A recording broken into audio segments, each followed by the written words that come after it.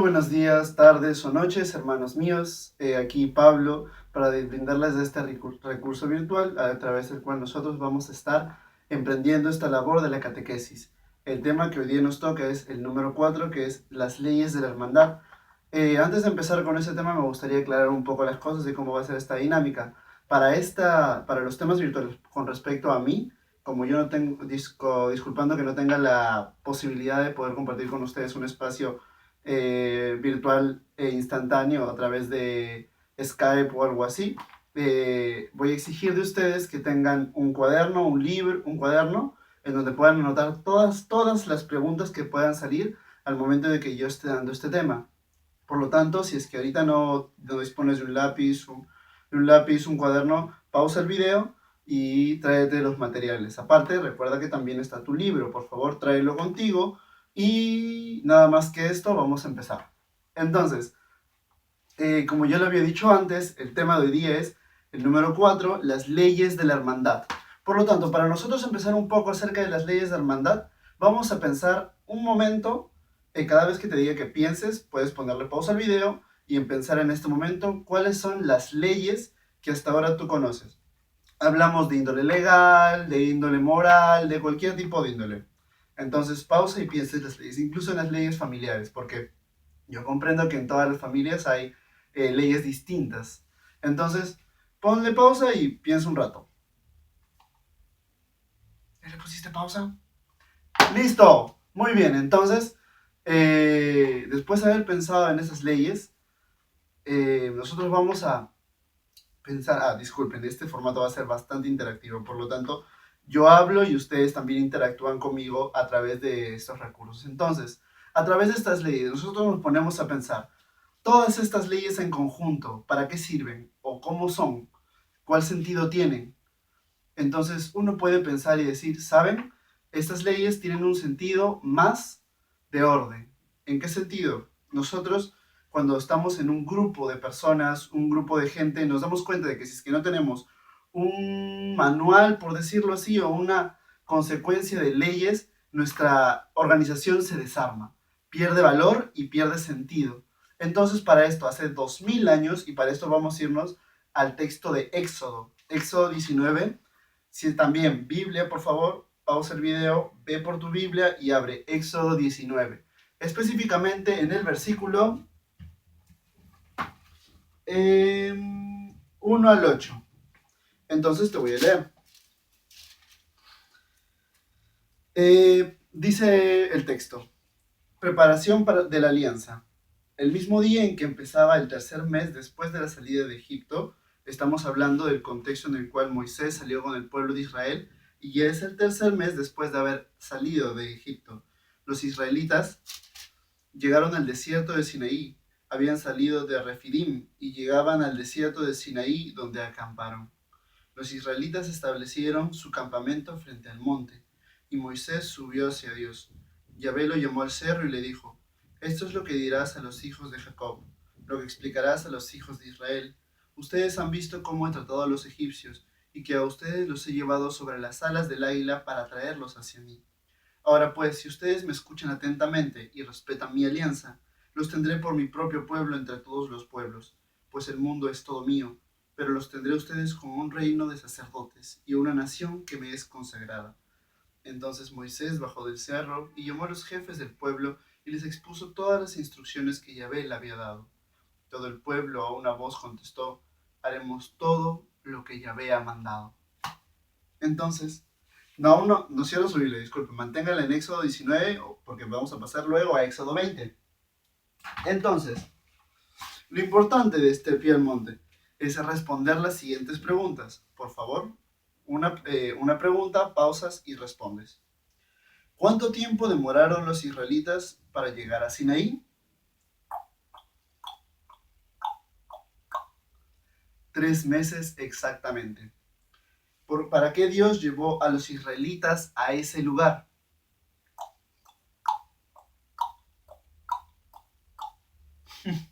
Para hacer una alianza con ellos.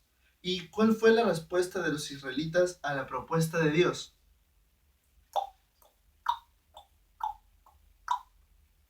nosotros haremos todo lo que el Señor Yahvé te ha dicho. ¿Cómo es esto? Nosotros, a diferencia de bastantes aspectos de la religión, considerando tipos de religiones distintas, nosotros hemos recibido un manual divino, un manual extraordinario, podríamos decirle hasta extranatural, sobrenatural, porque en este sentido estoy diciendo mucho. Nosotros hemos recibido una ley que no ha venido de nosotros, no ha nacido de nosotros, sino por el contrario, ha sido Dios quien tuvo la iniciativa de bajar esas leyes para nosotros, porque Él sabía que en esa época nosotros necesitábamos algo más de Él que nosotros de nosotros mismos. No sé si me dejo entender. Entonces, por último, Dios tuvo la iniciativa. Como siempre, recuerdan el tema pasado, Dios siempre tiene la iniciativa de encontrarnos. Por lo tanto, Dios tuvo la iniciativa de darnos estos mandamientos. Aún no hemos llegado a esa parte, pero el tema central de las leyes de la hermandad se van a centrar específicamente en estos mandamientos de Dios, que son 10. Para llegar a estos 10, primero necesitamos encontrar, ahora sí vamos a Éxodo 20, y vamos a leer desde el versículo 2 al versículo 11. Ajá. Mejor desde el versículo 1 para poder entrar en contexto. Éxodo 20, versículo 1. Recuerda, por favor, encuentra en tu Biblia antes de escucharme leer para leer juntos. Entonces Dios dijo todas estas palabras. Yo soy Yahvé, tu Dios, el que te sacó de Egipto, país de la esclavitud. No tendrás otros dioses fuera de mí. No darás estatua ni imagen alguna de lo que hay arriba en el cielo, abajo en la tierra y en las aguas debajo de la tierra. No te postres ante esos dioses ni les sirvas, porque yo, Yahvé, tu Dios, soy un Dios celoso. Yo pido cuentas a hijos, nietos y bisnietos por la maldad de sus padres que no me quisieron. Pero me muestro favorable hasta 1000 generaciones con los que me aman y observan mis mandamientos. No me tomes en vano el nombre de Yahvé, tu Dios, porque Yahvé no dejará sin castigo a aquel que toma su nombre en vano. Acuérdate del día del sábado para santificarlo. Trabaja 6 días y en ellos haz todas tus faenas, pero el séptimo es día de descanso, consagrado a Yahvé tu Dios. Que nadie trabaje, ni tú, ni tus hijos, ni tus hijas, ni tus siervos, ni tus siervas, ni tus animales, ni los forasteros que viven en tu país. Pues en 6 días Yahvé hizo el cielo y la tierra, el mar y cuanto hay en ellos, y el séptimo día descansó. Por eso bendijo el sábado y lo hizo sagrado. Ahí vamos a hacer una pausa, porque hasta ahí vamos 3 mandamientos. ¿Por qué? Te preguntarás ahora, ¿por qué Pablo has hecho una pausa cuando no hemos llegado a los 10? Recién van, podría imaginar, 3. Porque, querido amigo, en este momento vamos a revisar la primera parte del decálogo de los 10 mandamientos. De estos 10 se dividen en 2 partes. Los mandamientos con respecto a Dios y los mandamientos con respecto a la vida fraterna o a los hermanos. Entonces, tenemos el primer, el segundo y el tercer mandamiento. ¿A qué se refieren esos 3 mandamientos? Primer mandamiento: amarás a Dios sobre todas las cosas, con todo tu corazón, con toda tu alma y con todas tus fuerzas. Este mandamiento habla acerca de cómo nosotros tenemos que poner a Dios en primer lugar antes que a cualquier cosa. Para esto nosotros podemos entender de que dioses podemos tener muchísimos. ¿A qué me refiero con dioses? No es que yo voy a creer en Buda o en Alá o en cualquier otra entidad mística que a través de la historia y la cultura se han creado, sino que nosotros podemos hacer Dios a cualquier cosa a la cual nosotros le pongamos más fe. Por lo tanto, hay personas que endiosan a sus familias, que endiosan a sus parejas, que endiosan sus placeres, que endiosan el dinero, que endiosan X cosas. Podemos endiosar y eso se le llama idolatría. Nosotros podemos idolatrar a cualquier cosa. Entonces el primer mandamiento es: considera a Dios tu prioridad. Luego el segundo es muy parecido. Es: no tomarás el nombre de Dios en vano. ¿A qué se refiere esto? Nosotros no podemos estar con este ánimo de ¿cómo decirlo? Profanar el nombre de Dios. Nosotros creemos que Dios es una cosa sacratísima y le debemos completo honor, completa adoración, completa gloria, completa alabanza. y el que nosotros menospreciemos el valor de Yahvé, de Dios, entonces es profanarlo, nunca usarlo como algo vano, como algo que no tenga valor. Entonces siempre nosotros tenemos que considerar que el nombre de Dios está explícitamente para cosas sagradas. Hay un ejemplo bien claro que yo me acuerdo que hacía cuando estaba con los niños de primera comunión, que es que ellos siempre dicen, ay, te lo juro por Diosito.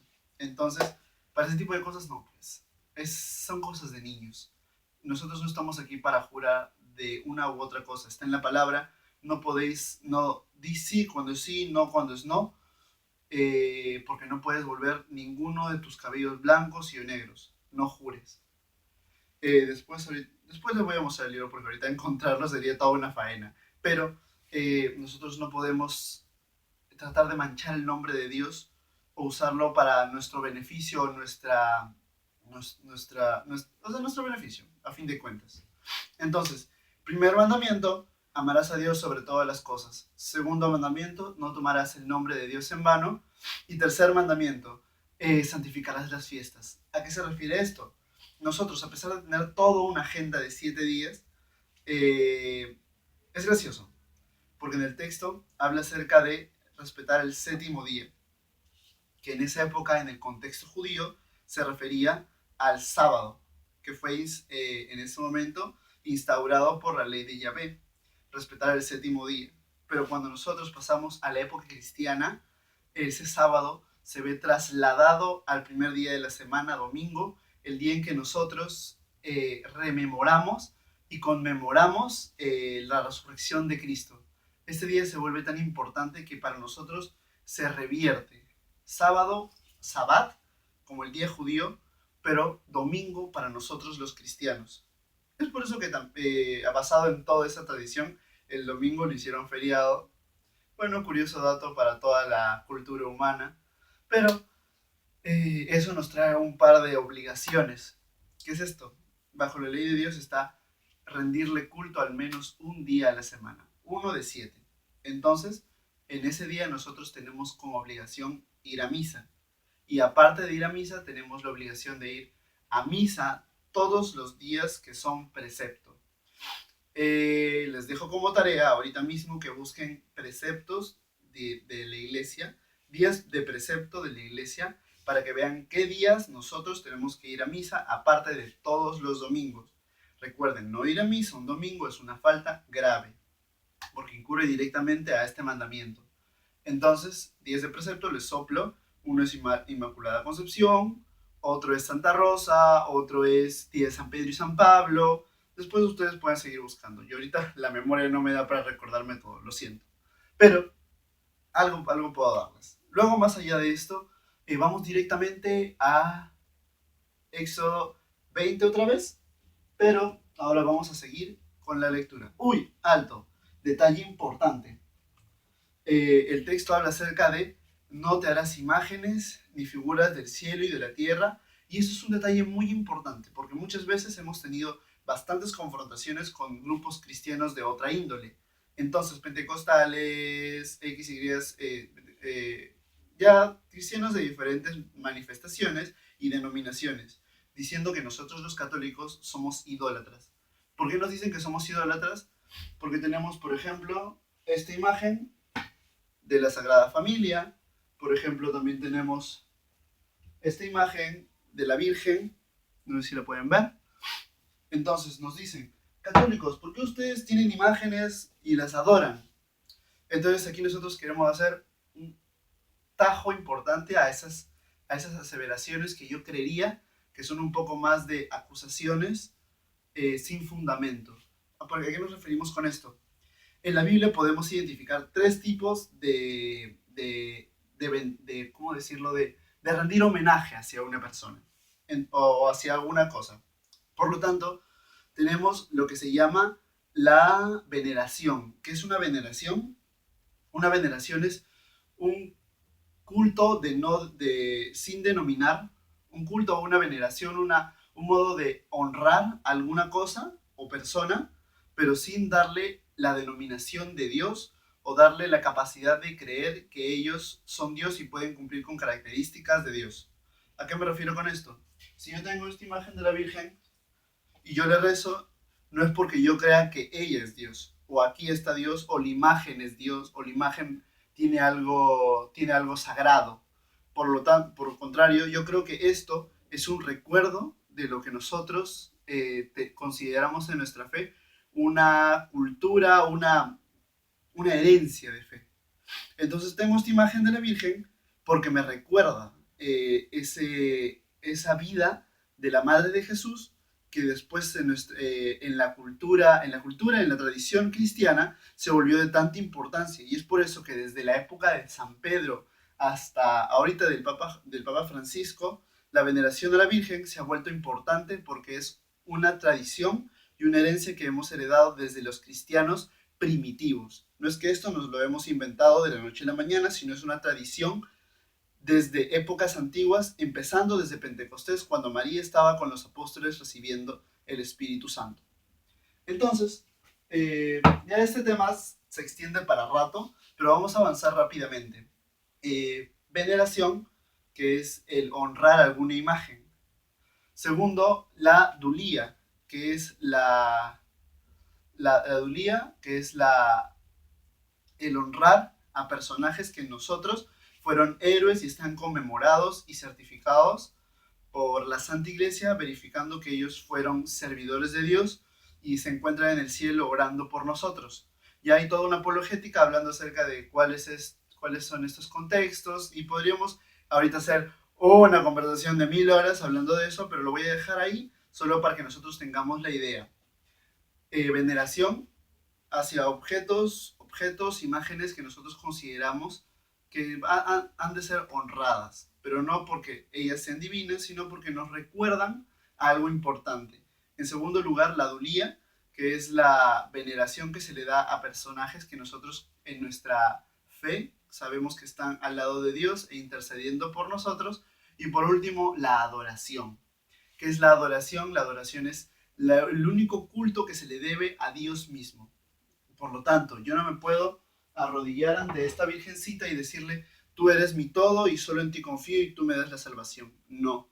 A pesar de que ella, siendo el modelo más grande de la humanidad en toda la historia del mundo, nosotros aseveramos que ella no es Dios, solo tenemos un solo Dios, Yahvé, y en Él ponemos toda nuestra confianza porque Él consiguió para nosotros la salvación.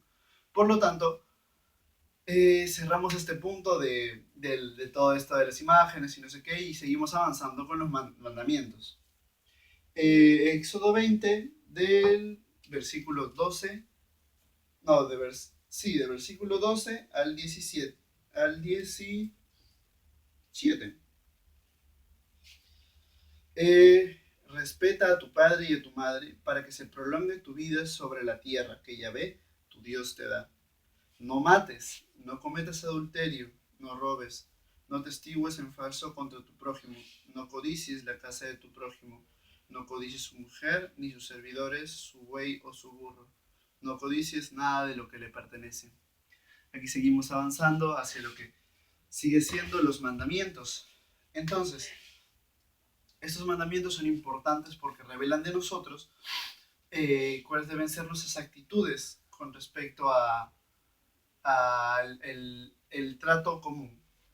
Primero, y vamos poco a poco, honra a tu padre y a tu madre. Y es gracioso, porque en todas este conjunto de mandamientos, el único mandamiento que tiene promesa es el cuarto, honrar a tu padre y a tu madre, y continúa, para que se prolongue tu vida sobre la tierra que Yahvé tu Dios te da. El único mandamiento con promesa, por algo será, por algo será. ¿A qué se refiere con respeto a tu padre y a tu madre? En el sentido más estricto de la palabra. Nosotros no podemos faltarle el respeto a aquellos que han dado su tiempo, su dedicación, y que de manera, sin esperar nada a cambio, nos han dado la vida, educación y cuidado.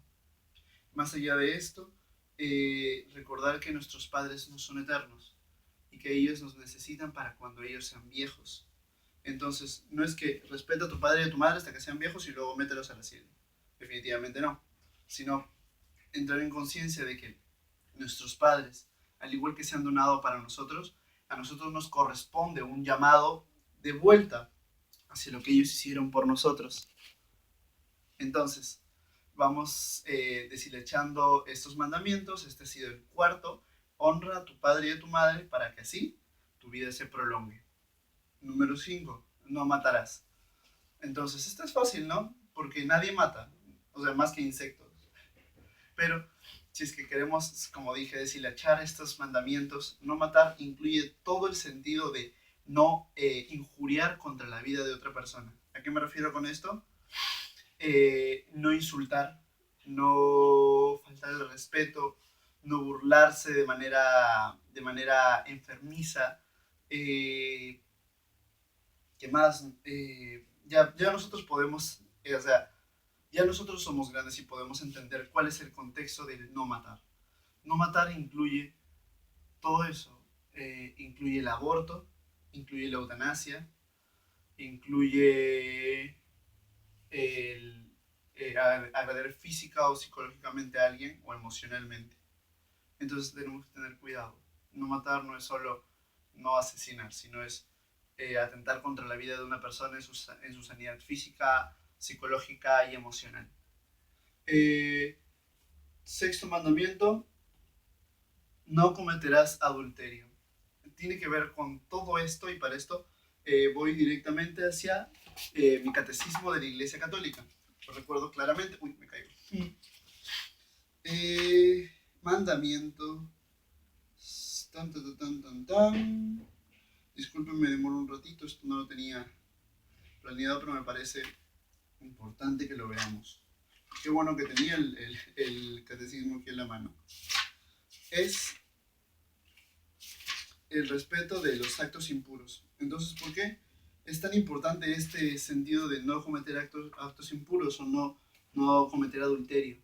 Porque nuestra sexualidad es muy importante. Nosotros tenemos un valor que se llama la castidad, que es el valor de nosotros poder respetar nuestra sexualidad para poder entablar luego relaciones afectivas, emocionales y en el buen sentido de relaciones con personas de diferente índole. Por lo tanto, me refiero a relaciones que tenemos entre otros sexos. Yo como hombre y tú, por ejemplo, yo entre hombre-hombre, yo entre hombre-mujer, etc. Y entre mujer-mujer. Esta castidad nos lleva no solamente, esta castidad y esta sexualidad de humana no solo encierra el sentido de que no voy a cometer actos impuros, sino engloba todo el sentido de relacionarme con las personas. ¿Cómo soy yo cuando me relaciono con las personas? Cuando miro a mis amigas, ¿las miro como hermanas o las miro como objetos? Cuando yo miro a un hombre, ¿lo miro con conveniencia o lo miro con qué sentido? ¿Me entienden? La sexualidad abarca todo el sentido de las relaciones afectivas que nosotros llevamos con otras personas. Y es en el sentido en el cual nosotros, si es que desarrollamos bien el sentido de castidad, entonces nosotros vamos a poder atender y responder bien a relaciones afectivas sanas. Para esto es importante. Mira, yo podría dar muchos ejemplos. Ahora que me pongo a pensar, por ejemplo, yo estudiaba en un colegio de puros varones. ¿Te imaginas el desmadre que ha sucedido en ese momento? Y es porque en el colegio de puros varones no había ningún control sobre la sexualidad y mucho de lo que se compartía era material pornográfico, conversaciones de doble sentido, X, Y, Z, que en algún momento a mí me afectó y que hizo que mis relaciones afectivas con mujeres sea deteriorada. Por lo tanto, es importante controlar esa castidad, porque esa castidad, más allá de simplemente afectar a las relaciones afectivas que uno tiene, también pueden destruir o incluso afectar las relaciones que podríamos tener a futuro.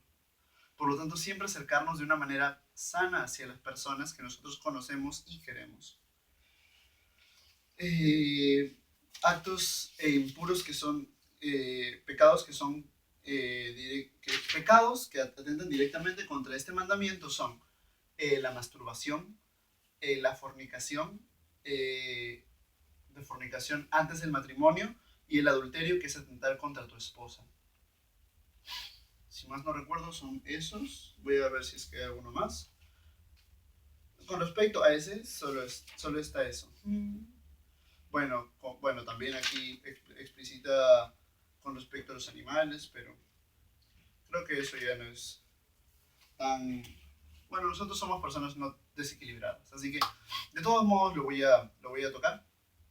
La masturbación se utiliza se manifiesta y se explicita como un acto egoísta en sí, porque uno no busca el placer para complacerse de una manera egoísta, porque quien se masturba solo piensa en él y el placer que estaba diseñado para compartirse entre dos personas se centra solo en uno y por lo tanto llega a ennegrecer el sentido de la sexualidad. Masturbación, pecado grave. Fornicación, relaciones sexuales con alguna persona que no sea tu esposa. Por muchas razones, porque en el sentido de que nosotros tenemos que cuidar nuestra sexualidad y las relaciones sexuales están diseñadas para el matrimonio. O sea, nosotros tenemos que cuidar que nuestra vida y nuestra sexualidad ronden un conjunto de compromiso para que así esas relaciones no puedan deteriorarse en algún otro sentido. Lo digo porque el matrimonio es un don que ha sido diseñado para que la vida sexual se asiente en ella, pero no que tome un rol protagónico en el matrimonio, sino que tome un rol complementario. ¿Me entienden? Porque la vida matrimonial se construye en el conocerse, en el tenerse como esposos, en disfrutar de la vida conyugal y sobre todo del cuidar hijos y del desarrollar un nuevo pueblo cristiano para el desarrollo del reino de Dios. Entonces, si es que hay fornicación antes del matrimonio, no hay nada de eso. Se destruye todo el sentido de lo que nosotros entendemos como la verdadera finalidad de las relaciones sexuales. Y por último, atentar contra la santidad y el compromiso que las personas acogieron en el momento que se casaron. Nosotros, y esto ya lo digo claramente, es obvio, es completamente obvio que faltar el compromiso que uno está haciendo delante del altar, delante de Dios y delante de todo un pueblo que está ahí como testigo, es nefasto, es terrible. Faltar así ese compromiso es gravísimo. Por lo tanto, nos corresponde a nosotros ser conscientes de la envergadura de ese compromiso. Por lo tanto, uno no se casa con cualquier persona. Ahorita sé que Carla y Benjamín están escuchando esto. Espero que con un poco de canchita. Pero el sentido del matrimonio siempre va a ser el unirse entre ustedes y jamás desatar o sacar los pies fuera del plato, ¿me entienden? Bueno, más allá de esto, también obviamente están prohibidas las relaciones con muertos, las relaciones con cadáveres, con animales y con alguna otra cosa así. Para esto me remito eh, a este conocido término que es la ideología de género, que es nefasto, que es lacra dentro de esa corrupción a la cual se está dirigiendo la humanidad y me da lástima verla desarrollándose en nuestra sociedad. Porque esta ideología llama a que las personas vivan una sexualidad desenfrenada basado solo en la búsqueda del placer. Es un hedonismo y un egoísmo profundo en el cual nosotros solo buscamos adueñarnos del placer, correr porque la vida es placentera, cuando nuestra vida como cristianos jamás se va a basar en un hedonismo, jamás se va a basar en una búsqueda de placer. Seguimos avanzando con los mandamientos porque si no este tema nos va a durar 80 horas. Después de no, vamos a la Biblia, después del tema no, uy, se me cerró, ¿ya? Justo. No cometerás adulterio, no robarás. Eh, Qué fácil, ¿no? O sea, es simple. Nosotros entendemos y somos conscientes del sentido de la propiedad privada porque nuestro esfuerzo y nuestro trabajo nos llama, tiene recompensa. En la misma palabra está, el que no trabaja, que no coma. Entonces, este trabajo que nosotros hacemos tiene fruto y refuerza el sentido del capital. Obviamente nosotros como cristianos tampoco pregonamos de que el capitalismo o el comunismo sea completamente malo, porque lo único que es malo es el corazón del hombre que siempre se quiere envilecer teniendo más y más y más y más y más. De hecho, Si es que ahorita me pongo a pensar, si es que los humanos fueran realmente honestos, cualquier tipo de modelo económico funcionaría, porque de una u otro modo buscan la equidad. No importa, eso lo dejo para su propia reflexión. La onda es de que ahorita que estamos en un estamos en una realidad y un contexto capitalista, nuestro esfuerzo, entre comillas voy a decirlo, nuestro esfuerzo se refleja en la cantidad de dinero que tenemos, pero no es tanto así.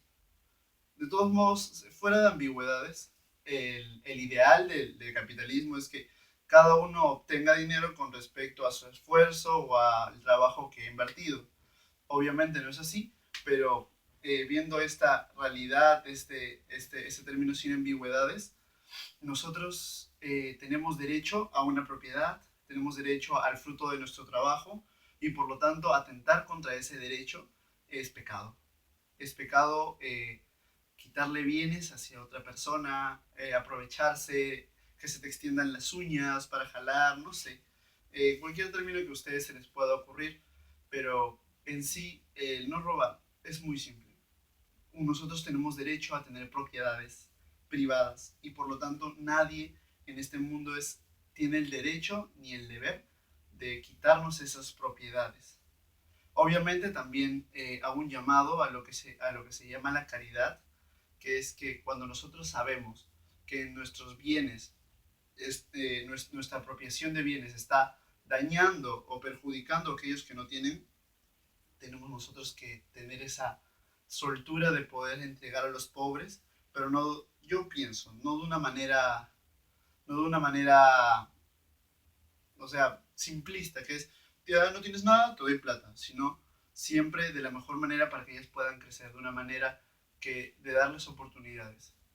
Cerramos el tema del séptimo mandamiento, pasamos al octavo mandamiento, no robar, no dirás falso testimonio ni mentiras. Wow, esperen un segundo. Y listo, continuamos con el tema. Disculpen, me he tomado un break porque, ah, bueno, ya van como 32 minutos grabando y la voz desgasta. Entonces, continuamos, nos quedamos en el mandamiento número 8. No darás falso testimonio ni mentiras. ¿A qué nos referimos con esto? Bueno, es claro, las mentiras es siempre atentar contra la verdad. ¿Qué es la verdad? Bueno, es gracioso porque Jesús dice que eres el camino, la verdad y la vida. Entonces, ¿qué es verdad para nosotros? Es la realidad verdadera de la existencia de las cosas. Cristo es la verdad. Entonces, atentar contra la realidad de las cosas, en este caso, ocultar a través de las mentiras la realidad, es atentar contra este mandamiento. Falsear, ocultar cosas bien delicadas, y esto lo voy diciendo porque en el matrimonio, detalle importante, si es que tú le ocultas algo a tu esposa, de lo que sabes que si es que lo ocultas, ella no estaría en una relación contigo, entonces tal vez tu matrimonio no sea válido. Entonces, cuidado. Así que si es que están ocultando algo ustedes creen que si es que si el futuro cónyuge lo fuera a saber y les diría que no en el altar, entonces llamo a una transparencia. Transparen, transparencense, sean transparentes el uno con el otro. Díganse las cosas, no se las oculten. Eso también es parte de las mentiras y no decir falso testimonio.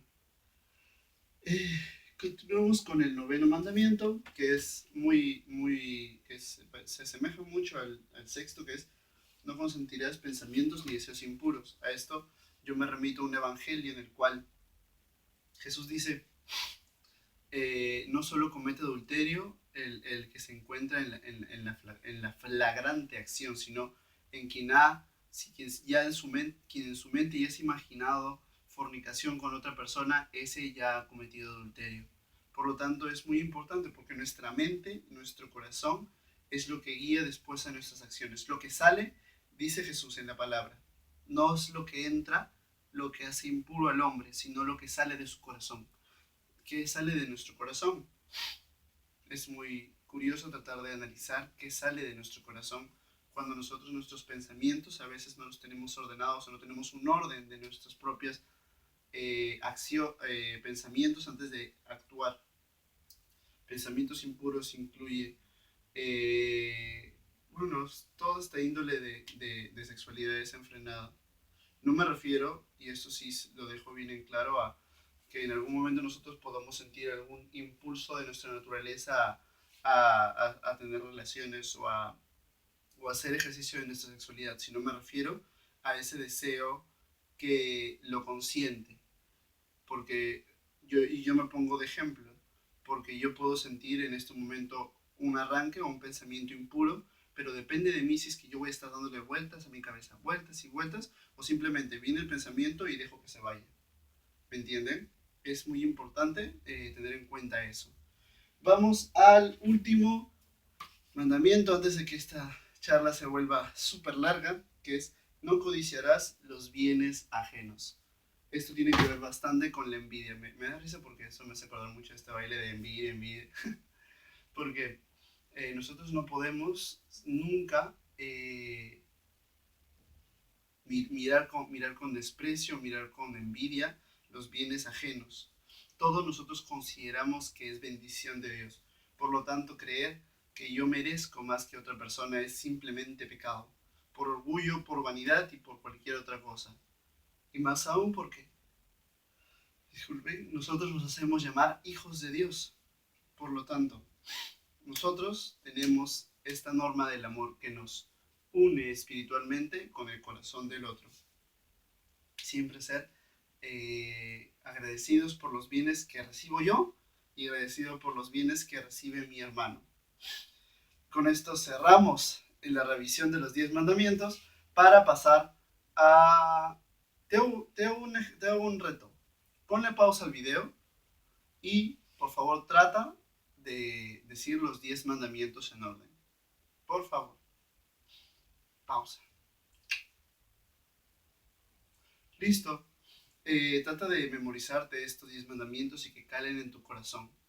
Hay una corriente en la iglesia que habla acerca de que estos mandamientos estaban en el Antiguo Testamento, que ya son parte del pasado, que ahora tenemos que tomar nuevas normas y que deben ser reemplazadas por lo que en algún momento se llamó las bienaventuranzas, lo que Jesús proclama como las bienaventuranzas. Entonces, te exhorto a que, mira, yo aquí tengo las bienaventuranzas, están en Mateo, explícitamente en el capítulo 5, Mateo 5, del 1 al 12. Lo voy a recitar. Jesús, al ver toda aquella muchedumbre, subió al monte, se sentó y sus discípulos se reunieron a su alrededor. Entonces comenzó a hablar y les enseñaba diciendo: felices los que tienen el espíritu del pobre, porque de ellos es el reino de los cielos. Felices los que lloran, porque recibirán consuelo. Felices los pacientes, porque recibirán la tierra en herencia. Felices los que tienen hambre y sed de justicia, porque serán saciados. Felices los compasivos, porque obtendrán misericordia. Felices los limpios de corazón, porque verán a Dios. Felices los que trabajan por la paz, porque serán reconocidos como hijos de Dios. Felices los que son perseguidos por causa del bien, porque de ellos es el reino de los cielos. Felices ustedes cuando por causa mía los insulten, los persigan y les levanten toda clase de calumnias. Alégrense y muéstrense contentos, porque será grande la recompensa que les recibirán en el cielo. Pues bien saben que así persiguieron a los profetas que vinieron antes de ustedes. ¡Ah! ¡Qué hermoso!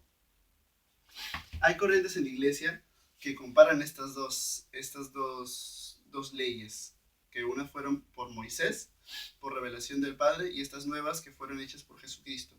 Y a mí a veces me da un poco no sé, de rascarrasca, no sé, de rareza, porque hay gente que los pone a discutir, como que estos son más importantes que esos, o estos más importantes que estos. Y nosotros tenemos que entender que la pluracidad de la fe, tal como lo dije en el tema anterior, que hay muchas formas de... la extensión del concepto de Dios es tan grande que nosotros podemos tomar lo que es más afín a nosotros. Por lo tanto, si es que tú te sientes más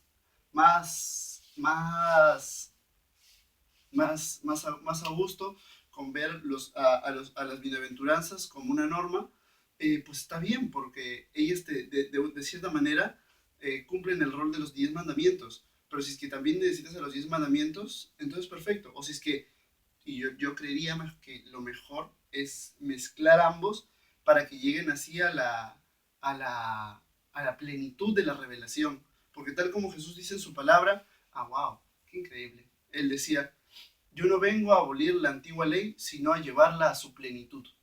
Entonces, entreguémonos siempre a ese nuevo misterio, que se mezcle entre los 10 mandamientos de la antigua ley a los nuevos conceptos de hermandad que son estas bienaventuranzas. Más allá de esto, me gustaría pasar a una parte también que es importante con respecto a los mandamientos. Ahorita los he mencionado ya a modo de repaso entre todos ellos, pero lo importante es que nosotros sepamos que estos 10 mandamientos tienen un contexto, y este contexto no es más que darnos a entender que estas leyes no sirven para encapsularnos, sino por el contrario, para darnos un orden en el sentido comunitario y en el sentido con respecto a Dios. Dios no quiere para nosotros más que seamos libres, pero nosotros tenemos en nuestro ser calado algo que se llama conscupiscencia, que es un llamado natural como herida del primer pecado de Adán y que es nuestro impulso, nuestra inclinación hacia el mal. Entonces todo hombre que vino por la, que vino, que todo hombre que nace tiene esta condición de conscupiscencia. Todos tendemos hacia el mal. Por lo tanto, eh, nosotros, y esto es delicado porque dentro de esa conscupiscencia o sea, se puede verificar tres partes importantes de esa conscupiscencia, que es mucho el querer, el poder y el tener. El querer, el poder y el tener.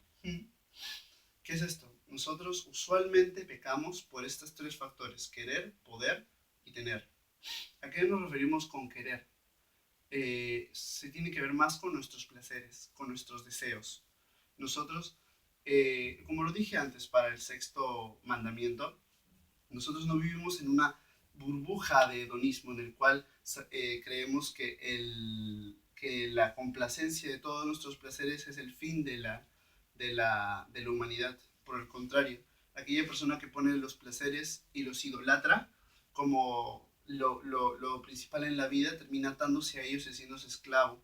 ¿Cuántas personas, ¿Cuántas personas y noticias que hemos visto en periódicos nos han demostrado estos de padres que violan a sus hijos, de tíos, de familiares, porque ellos idolatraron el placer, porque ellos pusieron al placer como su Dios y al darse cuenta de que estaban encerrados en eso, no tuvieron más que desbandarse con lo primero que tenían.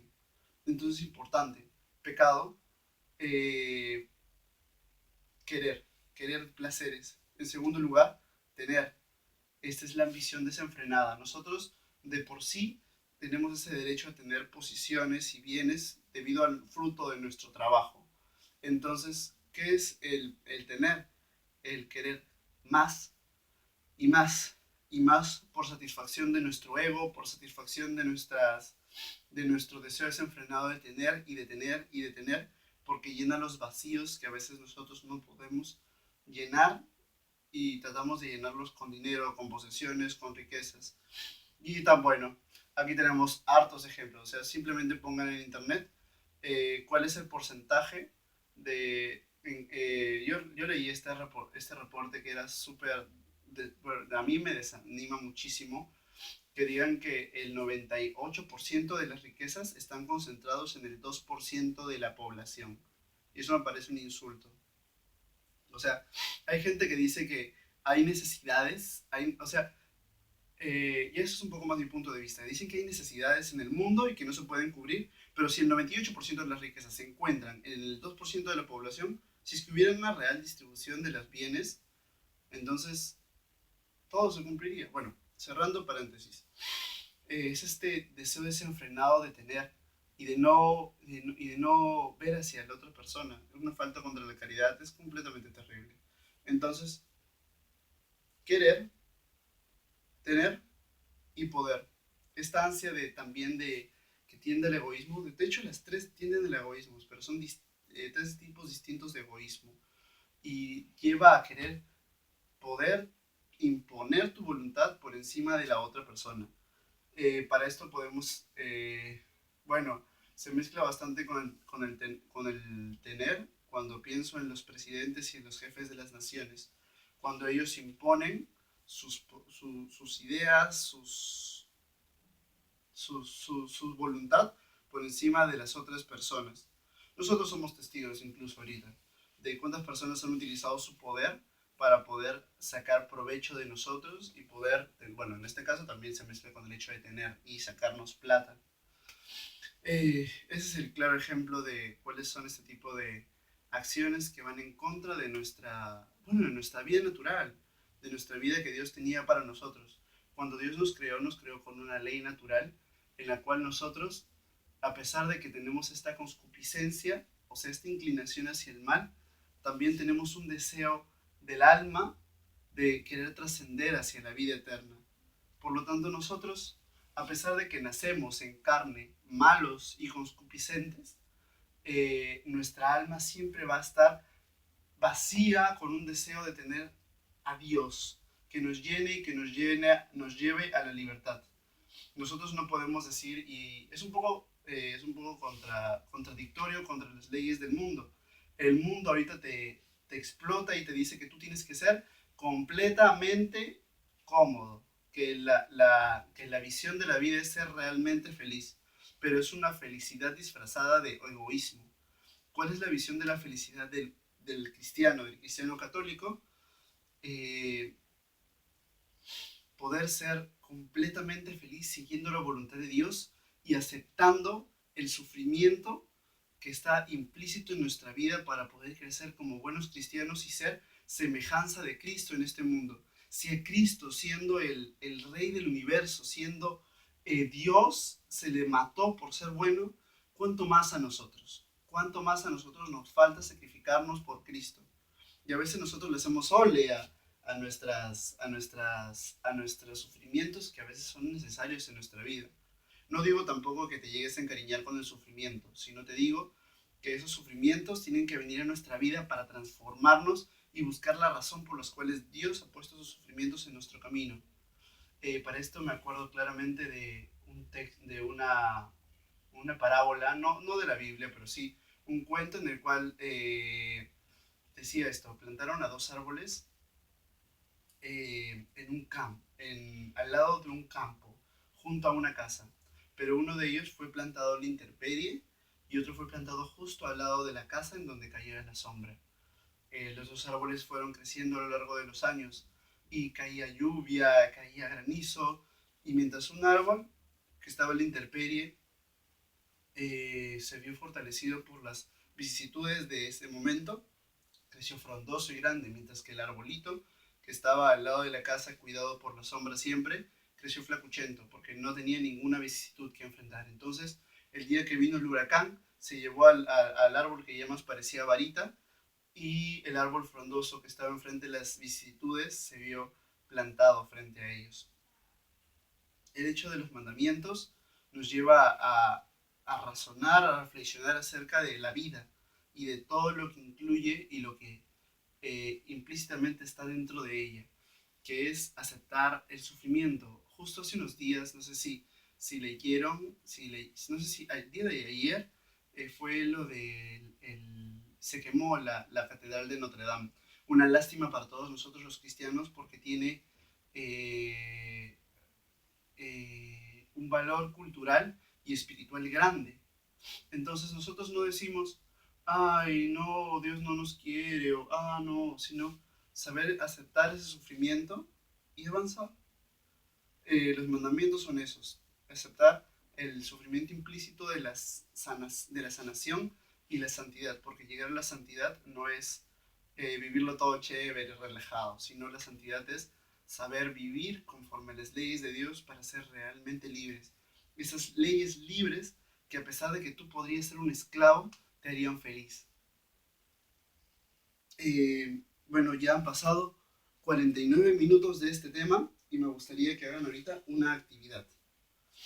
Eh, Voy a decirles un par de frases y me gustaría que ustedes en su cuaderno, en su libro, puedan identificar si estas frases corresponden a los distintos mandamientos.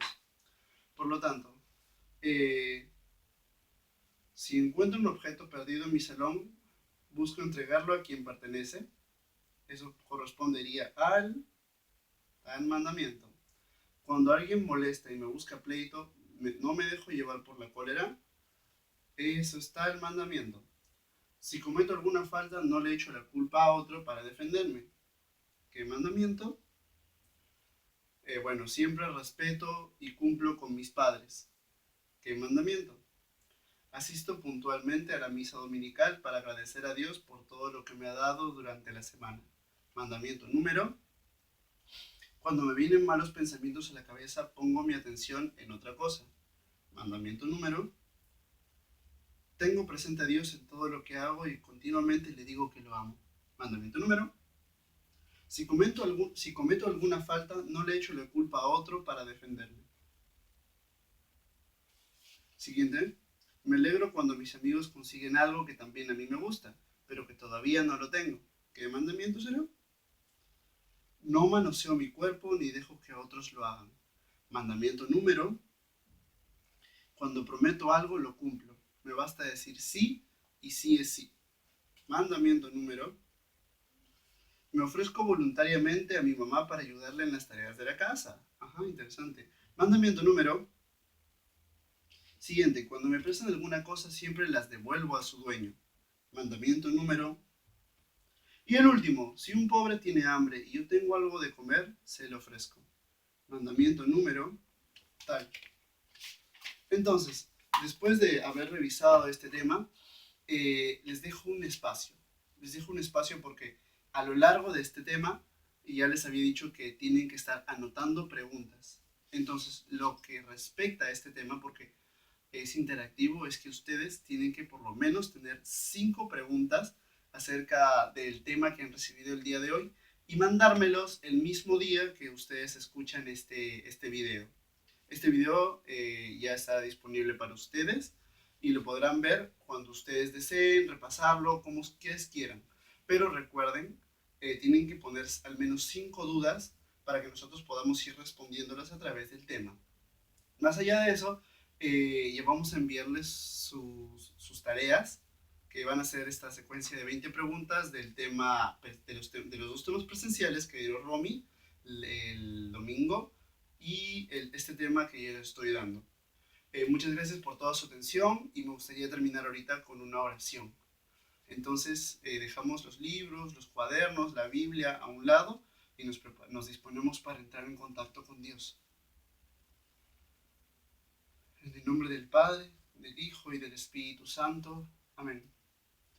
Dios bueno, mío y amado, te doy gracias por este espacio de compartir que has permitido con los chicos de la catequesis. Te pido para que a la luz de tu palabra, a la luz de tu experiencia, a la luz de tu voluntad, nosotros podamos entender nuestra vida y leerla en clave de Dios. Que nosotros no pongamos nuestra fe y nuestra confianza en otras cosas que no seas tú. Que nosotros seamos coherentes con nuestra vida, que seamos sinceros, que seamos fuertes. Te pido para que esos 10 mandamientos que tú los dejaste a nuestro patriarca Moisés puedan servir para que nosotros avancemos en una vida coherente, una vida que nos llama al pecado, pero que nosotros, con ánimo de santidad y con ánimo de ser diferentes, podamos entregarnos a ti de una manera fuerte, firme y sobre todo comprometida. Queremos tomar como compromiso este espacio para poder decirte que nosotros conocemos nuestras debilidades. A través de lo que hemos leído de estos 10 mandamientos hemos podido reconocer en nuestra vida cuáles son nuestras dificultades. Te las dejamos para que tú puedas trabajar en base a ello. Gracias por todo lo que haces, Jesús. Te pido para que tú seas el único que pueda afectar e influir en nuestra vida. Y tu mamá que estás con nosotros. Te pido para que cuides a todos los hermanos, que cuides a Benjamín, que cuides a Carla y que cuides a Andrea, para que los guíes alrededor de esta catequesis. Dios te salve María, llena eres de gracia, el Señor es contigo. Bendita eres entre todas las mujeres y bendito es el fruto de tu vientre Jesús. Santa María, Madre de Dios, ruega por nosotros los pecadores, ahora y en la hora de nuestra muerte. Amén. En el nombre del Padre, del Hijo, del Espíritu Santo. Amén. Que Dios te bendiga. Ten un buen día y que te vaya muy bien. Gracias por escuchar este tema.